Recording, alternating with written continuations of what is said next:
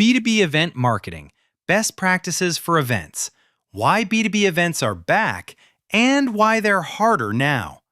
B2B events are back in a real way.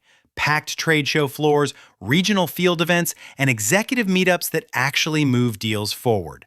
The proof is in performance.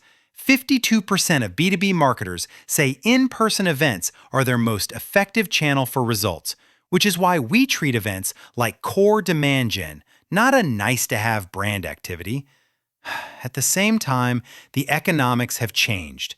According to Forrester-based reporting, 69% of B2B event leaders say 2025 budgets are flat or shrinking, while key line items like venue and catering have risen by roughly 40 to 50%. That combination forces sales and marketing teams to squeeze more qualified meetings and more pipeline out of fewer bets. This is exactly where teams win or lose. If you approach an event like a standalone marketing project, you'll get badge scans and a blurry spreadsheet.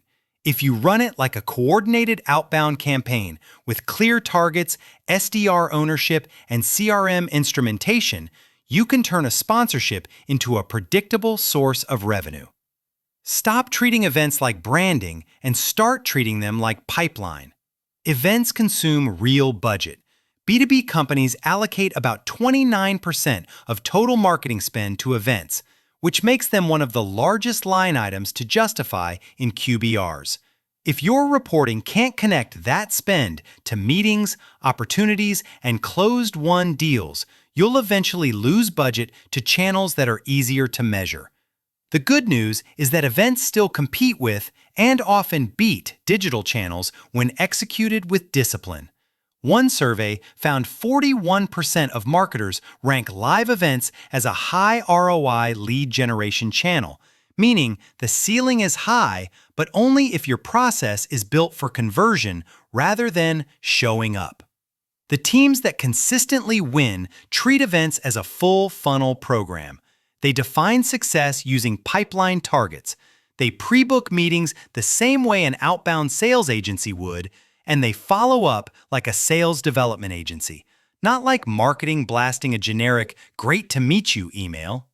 Define event success with targets you can defend. Before you approve the booth or the sponsorship, decide what the event must produce to be a win. Start with required pipeline, then work backward into needed opportunities, qualified meetings, and daily conversations. This is the simplest way to avoid the most common mistake we see: showing up to a big show without a tightly defined ICP, target accounts, and meeting goal. To make this operational, align the team around a shared scoreboard and clear ownership. Marketing can own logistics and visibility, but sales outcomes require SDRs and AEs to have defined responsibilities, especially around pre-booking and follow-up. The moment "who's going" becomes a last-minute email thread, you're already behind. Once these metrics are defined, staffing and scheduling get easier. You can plan coverage by meeting load. For example, 1 AE per 6 to 8 pre-booked meetings per day, and use SDRs to handle walk-ups, quick qualification, and routing, preventing the overloaded top rep problem that kills conversion at busy booths. Pre-event outreach is where most teams leave money on the table. Most event ROI is decided before anyone gets on a plane. In fact, 94% of event teams say pre-event email marketing is their most important content, which aligns with what we see in high-performing teams. The best calendars are filled 4 to 6 weeks in advance with targeted invitations and clear offers. This is where an SDR agency mindset wins. Your SDRs should operate as an event strike team, running a coordinated cadence across email, phone, and LinkedIn, using talk tracks and calendar links that make booking frictionless. When we support events as a cold email agency and cold calling agency, we focus heavily on list quality, because the fastest way to waste booth spend is inviting the wrong people. Build your outreach list from multiple sources: your CRM, named target accounts, historical attendees, and list building services that can fill gaps by role and ICP fit. Then, be ruthless about filtering by company size, vertical, and buying committee roles so your cold calling services and LinkedIn outreach services are aimed at accounts that can actually become pipeline. If you can't explain how an event turns into meetings, opportunities, and revenue, you don't have an event strategy. You have an expensive field trip. Run the on-site experience like a coordinated sales campaign. On-site execution should feel like a planned revenue sprint, not a chaotic mix of walk-ups and swag hunters. The best outcomes come from a deliberate split. SDRs qualify and route, while AEs focus on high-intent demos and pre-booked conversations. That prevents a single AE from trying to do everything and missing the few high-value prospects that matter. You'll also get better conversion by layering smaller field events around big shows. Executive dinners, roundtables, and coffee meetups convert higher because they create time with the buying committee, not just quick booth chatter. These micro events are especially effective when you use an outsourced sales team to fill seats with ICP accounts through outbound touches before the conference starts. Finally, treat logistics as part of revenue operations. Pre-block AE calendars, define meeting locations, booth, meeting room, nearby coffee, and set routing rules so the right rep gets the right meeting. When you coordinate this like an outbound sales agency would, prospects experience a smooth, professional handoff, and your team can handle volume without dropping quality. Post-event follow-up. Segment fast or lose the momentum. Fast follow-up is non-negotiable. Hot leads should hear from an SDR or AE within 24 to 48 hours of the event ending, with a message that references the actual conversation, the session they attended, or the specific problem they raised. Waiting 2 weeks to send a generic blast is how warm intent goes cold and competitors steal the next meeting. One of the biggest mistakes is relying on badge scans as if they're qualified leads. Badge scans are a starting point, not a signal of intent, and treating everyone the same guarantees low conversion. Instead, quickly segment contacts into hot, warm, and cold based on role fit, urgency, and what was discussed.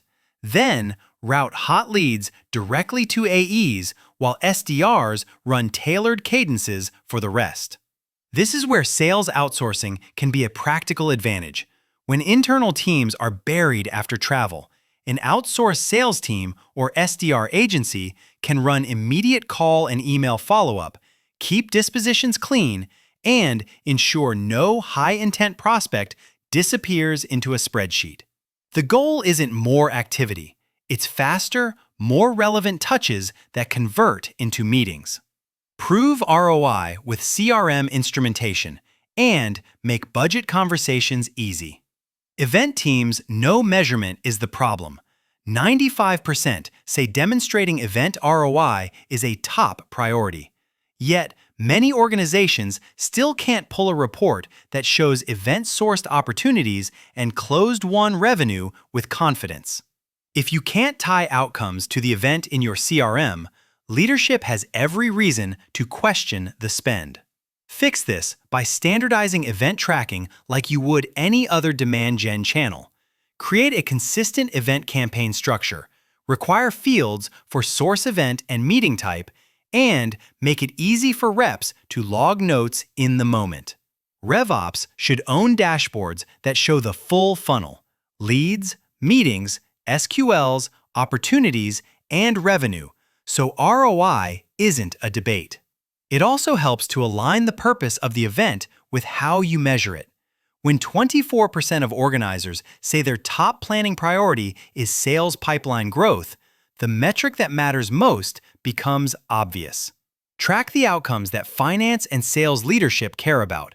Then refine your targeting, offers, and staffing after each event based on what actually created pipeline. What to do next as event volume increases in 2025? The calendar is only getting more crowded. 66% of B2B event organizers plan to run more events in the coming year, which means sales territories will have more conferences, partner summits, and hosted experiences competing for time and budget.